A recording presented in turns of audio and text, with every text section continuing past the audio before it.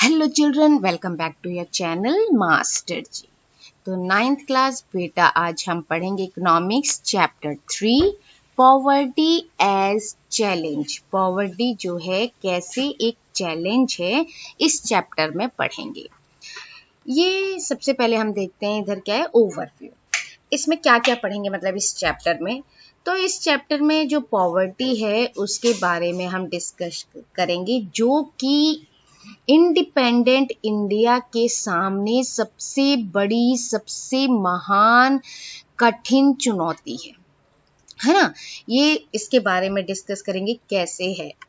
अब इसके बारे में कैसे करें, मतलब जैसे इनके बहुत सारे एग्जाम्पल्स बताकर, ये सब चीज़ देकर, और ये भी देखेंगे कि ये जो प्रॉब्लम है सामाजिक, जो सोशली होती है, वो उससे भी कैसे लोग देखते हैं उसको।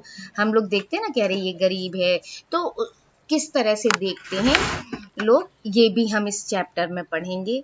भारत यानी इंडिया और वर्ल्ड, इसमें भी इनकी क्या पॉवर्टी के क्या मतलब पॉवर्टी लाइन, या हर कंट्री का, हर अपनी कंट्री का ना अलग अलग पॉवर्टी लाइन होता है। तो उसके कॉन्सेप्ट में भी हम देखेंगे कि इंडिया का और वर्ल्ड की, और उसमें किस तरह से पॉवर्टी लाइन अलग अलग हैं, कैसे हैं, कहाँ के लोग कब वो कहलाते हैं, गरीब कहलाते हैं, कहाँ के लोग, इंडिया के लोग कब गरीब कहलाते हैं। ये सारी चीज़ें भी हम इस चैप्टर में पढ़ेंगे। इसके क्या कारण है ना, कॉजेस क्या है, और कॉजेस के साथ साथ इसके लिए जो गवर्नमेंट है वो क्या काम कर रही है इसे दूर करने के लिए गवर्नमेंट। क्योंकि हमने इनके पहले चैप्टर में देखा कि अगर मैन पावर जो है वो हमारी हेल्दी नहीं है, गरीब है, तो इन जो एक कंट्री है उसके लिए भी बड़ी चैलेंज होती है ना। तो वो कैसे उसको दूर कर रही हैं सरकार, और सरकारों ने, गवर्नमेंट ने क्या क्या काम किए हैं, है ना। ये चीज़ें भी हम इसमें पढ़ेंगे, ठीक है। और क्या पढ़ेंगे इसमें, कैसे दूर कर सकते हैं हम इस गरीबी को, कैसे दूर कर सकते हैं, ये भी पढ़ा जाएगा। और आगे क्या क्या हमारे लिए चैलेंजेस आ रहे हैं, ये भी इस चैप्टर में हम पढ़ेंगे। अब जो गरीब होते हैं बेटा, हम अपनी डेली लाइफ में देखते हैं, है ना। तो डेली लाइफ में जब हम देखते हैं और बहुत से ऐसे लोगों के साथ मिलते हैं हम, जो जिनके बारे में हम सोचते हैं कि हाँ ये क्या होगा, ये पुअर होगा, गरीब होगा। वो गांव के भी हो सकते हैं जिनके पास अपनी खुद की जमीन नहीं है ना। गांव में तो क्या होता है कि कुछ तो बहुत लैंड लॉर्ड्स जो होते हैं बहुत अमीर होते हैं, किसी के पास बिल्कुल भी जमीन नहीं होती है। वो लोग भी हो सकते हैं, लैंडलेस लेबर्स भी हो सकते हैं गांव के, या पीपल वो भी हो सकते हैं जो शहरों में झुग्गीज में रहते हैं। हमने देखा ना झुग्गी झोपड़ियों में कितने लोग रहते हैं। तो वो इस तरह से भीड़ भाड़ वाली झुग्गी में रहने वाले भी लोग हो सकते हैं, वो भी गरीब हो सकते हैं। वो भी हो सकते हैं जो डेली वेजेस पे काम करते हैं। आपने देखा होगा ना, जैसे बिल्डिंग बन रही है, मकान बन रहे हैं, तो वहां भी वो लेबर, मिस्त्री वगैरह ये लोग आते हैं। इनका भी क्या होता है, डेली वर्कर होते हैं, डेली उस पे काम करते हैं। जब हमारा घर बनेगा या कोई बिल्डिंग बनेगी तब तक उनके पास काम है, और नहीं बन रही है या फिर काम खत्म हो गया, तो धीरे धीरे क्या होता है, पहले स्टार्टिंग में तो बहुत काम होता है तो 8-10 लोग लग जाते हैं कामों में, लेकिन धीरे धीरे जब काम कम होता है तो एक दो भाई तुम्हारी छुट्टी, तुम मत आना कल से, इस तरह से हम करते हैं। आपने भी देखा होगा जब आपका घर वगैरह बना होगा, या आपने कई जगह आपने देखा होगा कि हाँ ये देखो ऐसे होता है। और कभी कभी आपने देखा होगा कहीं शॉप्स पे, ढाबाज में छोटे छोटे बच्चे भी काम करते हैं। हमने इसके पहले चैप्टर में देखा ना, कम से कम बच्चे की एज कितनी होनी चाहिए, 15 ईयर्स होनी चाहिए, तब वो काम करने के लिए अवेलेबल होता है। मतलब सरकार की तरफ से एक आ गया, 15 साल का बच्चा काम कर सकता है अगर वो चाहे तो। लेकिन हम क्या देखते हैं, ढाबाज में, बहुत सारे शॉप्स में, उससे भी छोटे छोटे एज के बच्चे काम कर रहे हैं, है ना। तो क्यों काम कर रहे हैं, उनके घर में भाई इतना अनाज नहीं आ पा रहा होगा, खाने के लिए प्रॉब्लम होगी, तभी तो बच्चों को भेजते हैं काम करने के लिए, है। तो वो भी बच्चे हो सकते हैं, वो भी गरीब हो सकते हैं, इसलिए दे कुड ऑल्सो, हाँ बेगर्स जो होते हैं हमने देखा होगा फटे पुराने कपड़े पहनकर, कुछ लेडीज हैं बच्चों को हाथ में लिए, वो भी इतने गंदे गंदे से होते हैं, ना नहाए धोए भी नहीं लगते, ना कॉम्ब किया होता उन्होंने, है ना, कंघी वगैरह भी नहीं की होती है ना, और बहुत गंदी हालत में होते हैं, कपड़े भी फटे पुराने, पैरों में चप्पल नहीं। तो इस तरह के लोगों को भी हमने चारों तरफ अपने देखा है। In fact, every fourth person in India is poor. क्या वो निकाला है कि ये बोला है कि मतलब ये समझ लो कि हर चौथा व्यक्ति जो है वो गरीब है इंडिया में। इट मीन्स रफली जो अनुमान लगाया गया है वो ये लगाया गया है कि 260 मिलियंस यानी 26 करोड़ लोग इंडिया में गरीबी रेखा से नीचे हैं। यानी जो गवर्नमेंट ने एक बता रखा है कि इतने मंथली कम से कम इतने पैसे या ईयरली इतने पैसे कमाने चाहिए इंसान को, या उसको इतनी कैलोरीज मिलनी चाहिए खाने के लिए, इतना पैसा होना चाहिए उसके पास, उससे भी नीचे हैं। ठीक है, कितने 26 करोड़। इसका मतलब है कि जो इंडिया है वो इंडिया जो है दुनिया में सबसे अधिक गरीबों का क्या है, कंसंट्रेशन है, मतलब यही सबसे ज्यादा गरीब लोग बिल्कुल है, सेंटर है, ये समझ लीजिए।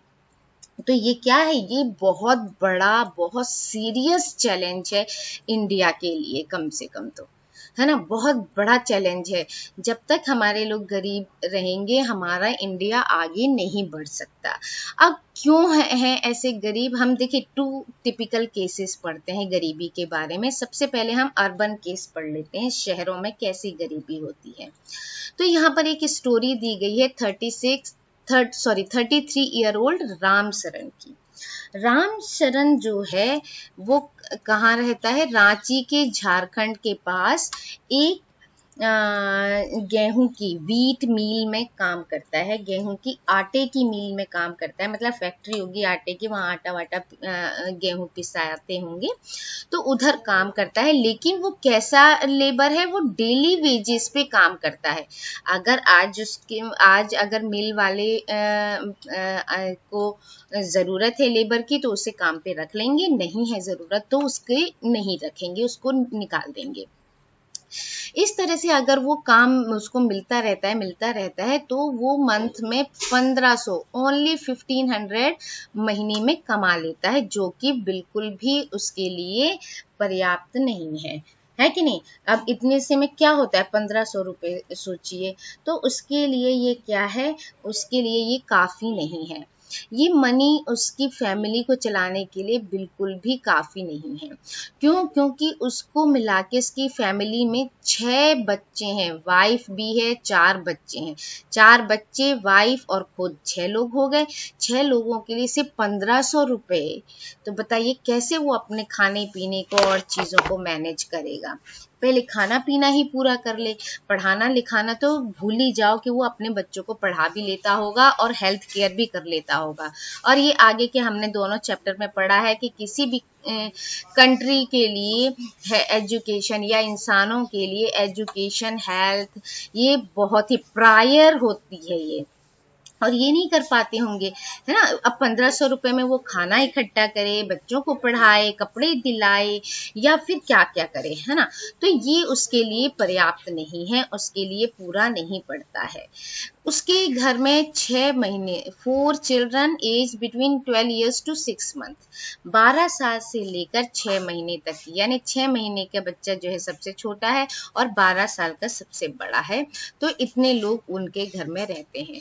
और फिर उसे अपने फादर के लिए भी, अपने पेरेंट के लिए भी, फादर ने अपने पेरेंट के लिए भी गांव में, नियर गांव है रामगढ़, वहां पर पैसे भेजने पड़ते हैं, क्योंकि उसके फादर एक लैंडलेस लेबर हैं और वो राम शरण और उसके भाई के ऊपर डिपेंड करते हैं। उसका भाई भी वहीं हजारीबाग में रहता है। रामचरण जो है एक कमरे के किराए के घर में रहता है, ठीक है। रामचरण जो है वो क्या है, एक कमरे के किराए के घर में रहता है, और उसका घर भी जो है क्या है, ईंटों और मिट्टी के खपड़ों से बना हुआ एक काम चलाऊ झोपड़ी टाइप का है ना। और ये भी क्या है भाई, ये भी इन लोग घर शहर से बाहर होते हैं, इस तरह के झुग्गी झोपड़ी वाले। तो ये बाहर बना हुआ है किसी बस्ती में, क्राउडेड बस्ती है, बहुत भीड़ भाड़ वाली बस्ती, क्योंकि वहीं सस्ता मिलता है और अपनी इनकम के अकॉर्डिंग इनको वहीं घर मिल सकता है। तो इस तरह से इनका ये क्या है, एक घर है। अब उसकी वाइफ जो है संता देवी, वो भी क्या करती है, अभी घर का और काम चलाना है, 1500 में तो काम चलता नहीं है। तो उसकी वाइफ जो है वो भी क्या काम करती है, एक मेड का काम करती है कुछ घरों में, और इस तरह से वो भी महीने में 800 रुपये कमा लेती है, ठीक है ना। अपने 800 रुपये कमा लेती है। और वो क्या करते हैं, they manage a much meal of dal and rice twice a day. और वो दिन में 2 बार दाल चावल, वो भी मतलब ये समझ लो कि बस खा लेते हैं, उनका पेट नहीं भर पाता, थोड़ा बहुत अपना जुटा लेते हैं इससे, पर इन सब के लिए वो पूरा नहीं होता है। अब इसलिए उनको क्या करते हैं, उनका जो 12 साल का बेटा है, बड़ा बेटा है, वो भी कहाँ, एक शॉप में जाकर, चाय की दुकान में या शॉप में जाकर वो क्या करते हैं, एल्डरसन है टी शॉप में, वो क्या करते हैं 300 रुपये महीने वो भी कमाने जाता है, ठीक है। वो भी कमाता है, और उसकी जब सब ये लोग काम करते हैं तो उसकी बेटी जो 10 ईयर ओल्ड है वो क्या करती है, घर के बच्चों की देखभाल करती है। हालांकि खुद भी बच्ची है, लेकिन फिर भी वो बच्चों की देखभाल करती है, क्योंकि माँ जाती है कमाने, उसके फादर जाते हैं कमाने, उसका बड़ा भाई जाता है कमाने, तो छोटे छोटे बच्चे जो 6 महीने का है और भी जो छोटे छोटे बच्चे हैं उनको कौन देखेगा, तो वो सिस्टर देखती है। अब उनके पास none of the children go to school, अच्छा उनमें से कोई भी बच्चा क्या है, स्कूल नहीं जाता है। उनके पास 2 जोड़ी फटे पुराने कपड़े ही हैं, और नए कपड़े खरीदने के लिए उनके पास क्या है, पैसे इतने नहीं पड़ते हैं। वो तभी खरीदते हैं जब पुराने वाले जो कपड़े ना बिल्कुल ही मतलब इतने चिथड़े हो जाते हैं कि वो पहनने लायक ही ना रहे, तब वो दूसरी चीजें खरीदते हैं।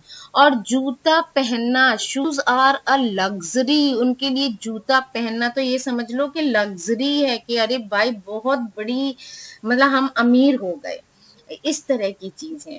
तो छोटे बच्चे क्या रह जाते हैं, अंडर नॉरिश रह जाते हैं, भाई उनको पोषण नहीं मिलता, खाना पूरा नहीं मिलता, दूध वूध तो दूर के बाद, वो कह रहे दाल चावल ही उनको पूरा भरपेट खाने को नहीं मिल पा रहा है। और जब वो बीमार हो जाते हैं तो उन्हें कोई भी हेल्थ केयर की सुविधा नहीं मिलती है। अब देखते हैं रूरल केस। अब गांव में कैसे कैसे है, गांव में जो लखा सिंह है वो उसके विलेज मेरठ के पास, उत्तर प्रदेश जो है, उत्तर प्रदेश में मेरठ के पास एक छोटे से गांव में रहता है। अब वो क्या है, उसके परिवार के पास भी कोई लैंड नहीं है, उनकी खुद की कोई जमीन नहीं है, इसलिए वो क्या करता है, बड़े बड़े किसान जो होते हैं उनकी बड़ी बड़ी जो खेत होती है उसमें छोटे छोटे काम कर लेता है। जब उनको काम की जरूरत होती है तो वो बुला लेते हैं, जैसे हम भी होते हैं ना, कि जैसे अरे हमारा थोड़ा सा काम है तो लाओ किसी लेबर को बुला लाओ और काम करवा लेते हैं, फिर छुट्टी, एक दिन का काम हो गया छुट्टी। तो गांव में तो ऐसे ही होता है, अरे चलो लाओ काम करो, क्योंकि वो बड़े हैं, बड़े आदमी हैं, खेत है, सब है। तो वो क्या करते हैं, अगर जैसे कुछ काम हो, मेहनत का काम हो, तो मेहनत के बदले 50 रुपए दे देते हैं, है ना। लेकिन कभी कभी क्या होता है, पूरे दिन खेत में मेहनत करते हैं, उसके बाद भी वो क्या कहते हैं कि चलो आज तो पैसे नहीं मिल रहे, आज लो कुछ किलो गेहूं ले जाओ या दाल ले जाओ या सब्जी हो रही है तो सब्जी ले जाओ। तो इस तरह से उनका काम चलता है। अब उसके घर में 8 मेंबर्स हैं, है ना, और वो इतना करते हैं। अब 50 रुपए में तो कुछ होता नहीं बेटा जी, आज के जमाने में क्या आता है, 50 रुपए का पेंसिल बॉक्स भी बड़ी मुश्किल से आता है ना। आप खरीदते होंगे तो 50 रुपीज क्या, 100, 120 और इस तरह के पेंसिल बॉक्स आ रहे हैं। तो 50 रुपए जब वो कमा रहा है तो उससे बताइए 2 वक्त की रोटी कैसे उनको मिल सकती है ना। तो वो पूरा भोजन भी नहीं अपने लिए जुटा पाता है, 8 लोग हैं घर में। और लखा सिंह जो है गांव के बाहर एक कच्ची झोपड़ी में रहता है। परिवार की औरतें जो हैं वो भी सारा दिन खेतों में चारा काटती हैं, क्योंकि खेतों में जैसे चारा वारा हो जाता है ना, गाय भैंस के लिए चारा वारा काटती हैं, और वहां से अपने घर में ईंधन जलाने के लिए, चूल्हा जलाने के लिए लकड़ियां भी बीनती हैं। तो इस तरह से वो अपना गुजारा करती हैं। उसके जो पिताजी हैं, हिज फादर, वो टीबी के पेशेंट थे, इस और इलाज उनको नहीं मिला अच्छा, हेल्थ केयर नहीं मिली उनको अच्छी, तो वो 2 साल पहले मर गए। अब उसकी मदर जो है उसको भी यही बीमारी हो गई है, और वो भी धीरे धीरे धीरे धीरे इसी हाल में हो गई है कि वो मरने वाली हैं, क्योंकि उनको कोई हेल्थ केयर नहीं मिल रही।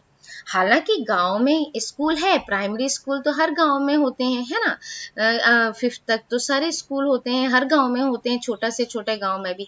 लेकिन लखा सिंह कभी वहां पर नहीं गया, है ना। वो जब 10 साल का था, उसको तब से ही कमाना शुरू करना पड़ा था। नए कपड़े खरीदना कुछ वर्षों में ही संभव हो पाता है, कि मतलब यहाँ भी वही हाल है कि बिल्कुल चीथड़े हो गए कपड़े, तभी वो मजबूरी में खरीदते हैं कि अब हम तो पहनने लायक कपड़ा नहीं बचा हमारा। यहाँ तक कि परिवार के लिए साबुन और तेल क्या है, एक बहुत बड़ी लग्जरी चीज है। कोई साबुन आ गया ना घर में, तो इतना, जैसे हमारे घर में कोई अच्छी, जैसे आपके लिए वीडियो गेम आ जाते तो आपको लगता है ना कि आहा दुनिया की सब चीज मिल गई मुझे, ऐसे उनके यहाँ साबुन, तेल, ये तरह की चीजें आना उनके लिए लग्जरी चीजें मानी गई है। ठीक है, इस तरह हम क्या देखते हैं, ये तो जो दोनों स्टोरीज हैं, है ना, हमने क्या देखा, ये जो दोनों स्टोरीज है typical illustrate many dimensions of poverty, है ना, इसमें अनेक चीजें दिखाई गई हैं। क्या दिखाई गई, इन स्टोरीज को पढ़ के हमको क्या समझ आता है, हमको लगता है कि जो ये स्टोरी है, तो मतलब पॉवर्टी मीन्स सिर्फ हंगर या लैक ऑफ शेल्टर नहीं है ना, ये एक ऐसी सिचुएशन है बेटा, जिसमें पेरेंट्स अपने बच्चों को स्कूल नहीं भेज पाते हैं, है ना। कोई बीमार हो गया तो वो अपने चाहे वो कोई भी हो, पेरेंट्स हो, जैसे लखा सिंह का देखा, उसके पेरेंट्स बीमार है, वो नहीं करवा पा रहे इलाज, तो चाहे पेरेंट्स हो, चाहे कोई घर का कोई भी सदस्य हो, उसका वो अच्छी हेल्थ केयर, अच्छी क्या कैसी भी हेल्थ केयर वो नहीं दे पा रहे, डॉक्टर को नहीं दिखा पाते हैं। पॉवर्टी का मीन्स क्या होता है कि उनको क्लीन वाटर की फैसिलिटी नहीं है, उनको सैनिटेशन की फैसिलिटी नहीं है। भाई देखो, साफ सफाई नहीं है ना, पानी साफ सुथरा नहीं मिल रहा, तो बीमार तो होंगे। तो इसका मतलब और भी क्या है कि उनको डेली रोजगार नहीं मिल रहा, अनएम्प्लॉयड रह जाते हैं, उनको रेगुलर जॉब नहीं मिलता है ना। और अगर जॉब मिलता भी है तो उनका क्या करते हैं, पैसे उतने नहीं दिए जाते, जो गवर्नमेंट बोलती है कि इतने पैसे होने चाहिए, वो उनको नहीं देते हैं। लोग बोले नहीं, इतने में काम करना है तो करो, नहीं तो मैं दूसरों को बुला लूंगा, ऐसे होता है ना। तो इसलिए वो लोग कम पैसे में भी काम करने को तैयार हो जाते हैं। इसका मतलब होता है कि हेल्पलेसनेस की उनकी भावना के साथ जीना। ठीक है, इस तरह से हमने देखा कि पॉवर्टी में क्लीन वाटर और ये सब का तो अभाव है ही, और रेगुलर जॉब्स का भी अभाव है, जो मैंने आपको बताया कि जितना डिसेंट लेवल है, मिनिमम डिसेंट लेवल है, उस पर भी उनको जॉब नहीं मिलता है। इन सारी चीज़ों को देखते हुए हम क्या कह सकते हैं कि इनको हेल्पलेसनेस की भावना की वजह से इन क्या होते हैं, ये लोग गरीब होते हैं। ठीक है, इनके साथ उनको जीना पड़ता है। निर्धन लोग ऐसी स्थिति में रहते हैं उनके साथ क्या होता है, हर जगह इल ट्रीटेड किया जाता है ना, हर जगह उनके साथ दुर्व्यवहार किया जाता है, चाहे वो फार्म्स हो, ऑफिस हो, फैक्ट्रीज हो, गवर्नमेंट ऑफिस हो, हॉस्पिटल, रेलवे स्टेशन, इन सभी जगह उनके साथ क्या किया जाता है, थोड़ा दुर्व्यवहार किया जाता है। तो इसलिए कोई भी ये नहीं चाहता कि हम क्या हों, गरीब रहें, या गरीब रह के जीना कोई भी नहीं चाहता। ठीक है, ये इसी तरह से अपने करोड़ों लोगों की है ना। इंडिपेंडेंट इंडिया में अपने करोड़ों लोगों की इतनी दयनीय इसको पुअरनेस से या निर्धनता से बाहर निकालना, एक अपने मतलब हमारा जो इंडिया है, इंडिपेंडेंट इंडिया की सबसे बड़ी और सबसे कठिन चुनौती रही है हमेशा से। और महात्मा गांधी जी ने भी हमेशा यही कहा है, इसी बात पर उन्होंने बल दिया है कि भारत सही मायने में तब भी इंडिपेंडेंट कहलाएगा जब यहाँ का सबसे निर्धन गरीब से गरीब व्यक्ति भी अपनी मानवीय व्यथा से मुक्त होगा, ह्यूमन सफरिंग से मुक्त होगा। मतलब कि कोई उसका अपमान नहीं कर रहा है या कोई इल ट्रीट नहीं कर रहा है, इन सब से अगर वो मुक्त है तो समझ लो कि हमारा इंडिया जो है ट्रूली इंडिपेंडेंट है। तो इस वीडियो में इतना ही। Thank you. Like, share and subscribe my channel.